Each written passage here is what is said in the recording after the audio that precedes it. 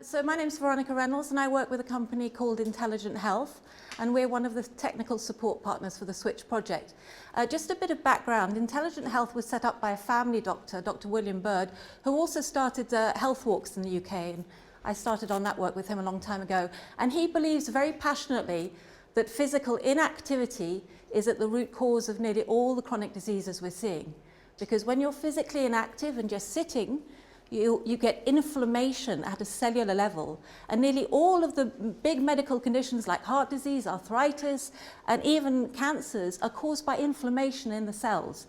And as soon as you start moving, just standing up, that inflammation subsides, and therefore that's the link then with better prognosis with physical activity. So he wanted to create tools and technology that would help people become more active. And the technology I'm going to show you today and the concept I'm going to show you today is actually not very state-of-the-art. It's not a phone app. And the reason we developed it in this way is because we wanted, coming from a health background, it was very important for us to create something that was completely accessible to everybody, young children, old people, because they are the most vulnerable in society who have the greatest health problems. So this technology developed really from a need, for a health need, and we found now this application for increasing active travel using the technology.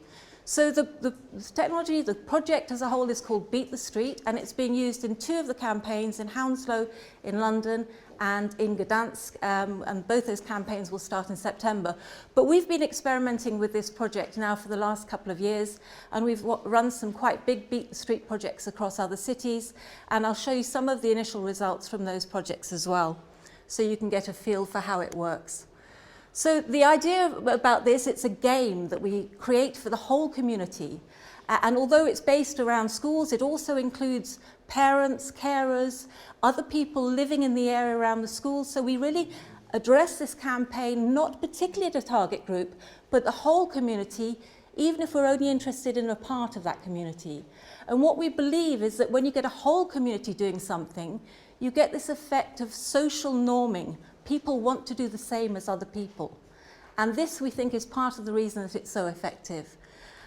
So it was developed really to encourage sustainable travel, but also to decrease health inequalities, increase activity levels, but also create this sense of community coming together. And that is also a very important determinant of people's health. If they feel connected to their community, connected to family and friends, their health outcomes are much better.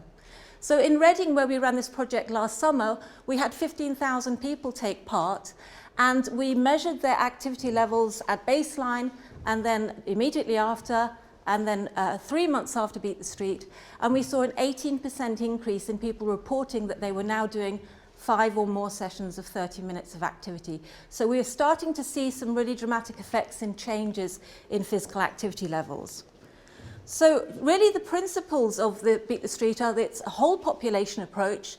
We use nudge theory, getting people, just push them a little bit towards doing something different, creating a game, doing something around everyday activity. So this isn't about going to the gym, this is about everyday activity, and creating habits in people. So you get people doing something for long enough, 4-6 weeks, in the hope that they will then continue that behaviour because they've had a very positive experience for that limited time.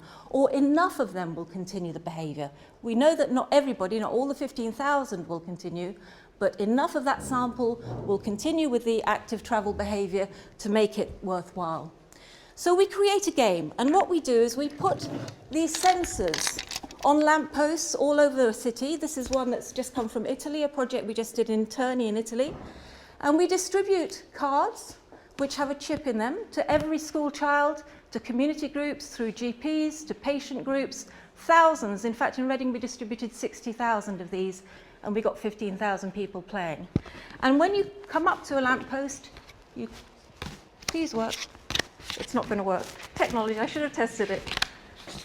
I'll have to show you later. I have to unplug it and plug it in. It beeps and it flashes.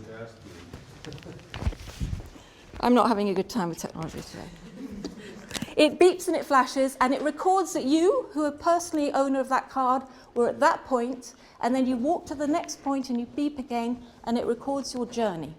And we position these boxes. In Reading we had about 200, all over the town, approximately half a kilometre apart from each other. Okay, so we create a game. We say, create a team. It can be your school team, your workplace team.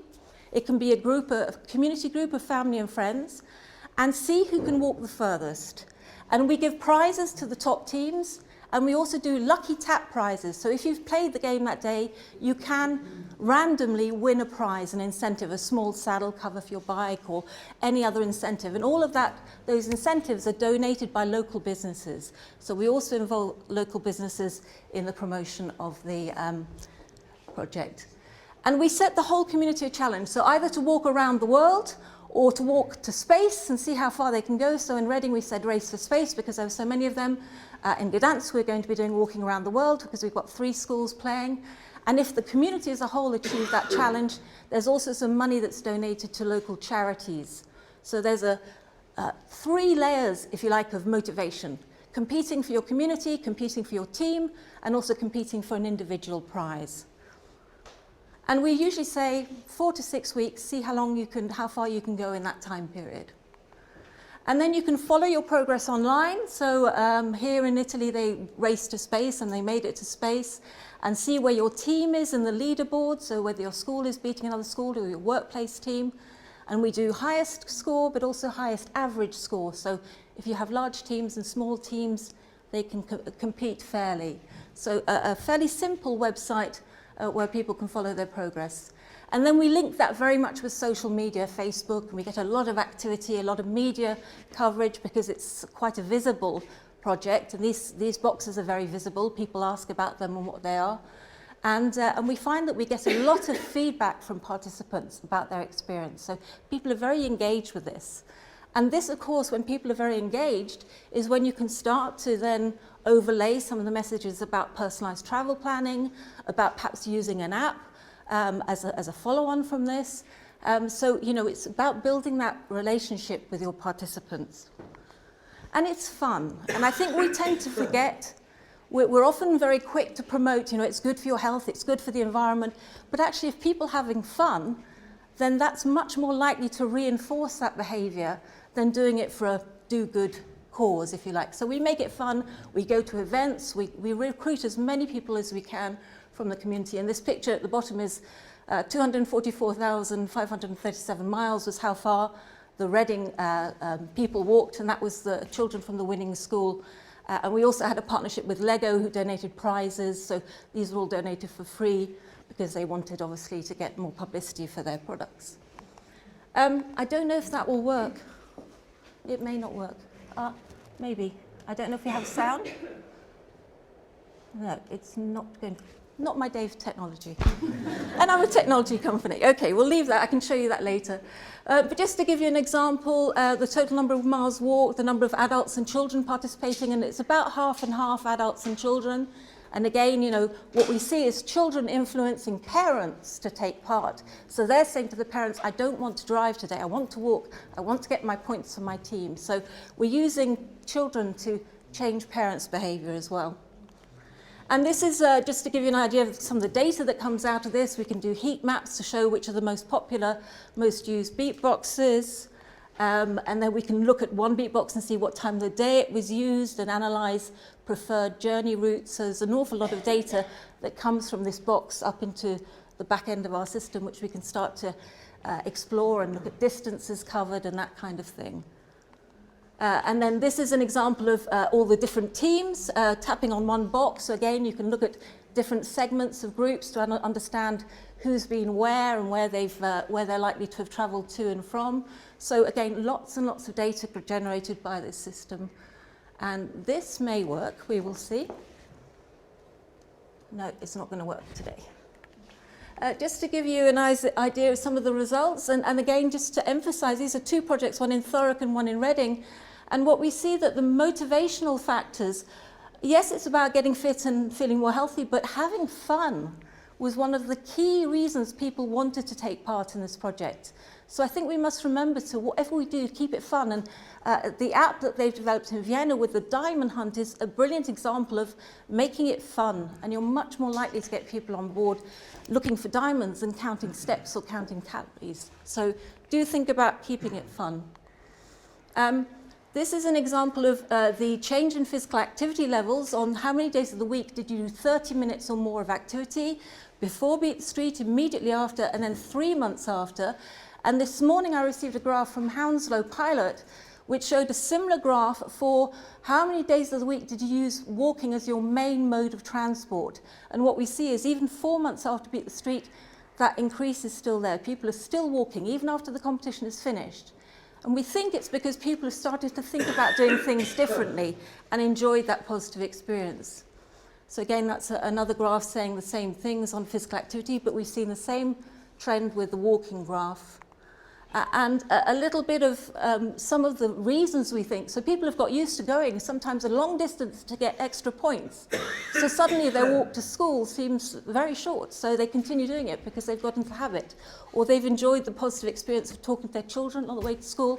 So we think enough people are motivated then to continue to use the car less after Beat the Street. So just to summarize, yes, ICT tools can motivate. They provide fantastic data and objective data, which is often difficult to get from surveys. And we can reach lots and lots of people and convey all of these health messages in a subtle, fun, engaging way. But they are just a tool. And as you've seen with Beat the Street, it's about much more than that. It's about connecting with the community. It's about bringing on board teachers, parents, doctors, community groups, businesses. And they are best used really when they're part of a wider campaign, as we're doing in the Switch campaign, linking with PTP, with personalised approaches. But I think the thing is to remember is ICT tools should connect people. There's a danger that they isolate people. And if you're on a smartphone app, you are looking down here all the time, and you're in your own little bubble. And things like the Vienna app make you look out and look at your environment, and make you connect with people in your environment. And we know people strike up conversations around the boxes, meet people they've never met. So I think we really need to use these tools very carefully to connect, not isolate people. So that's my parting shot for you, but thank you very much for listening.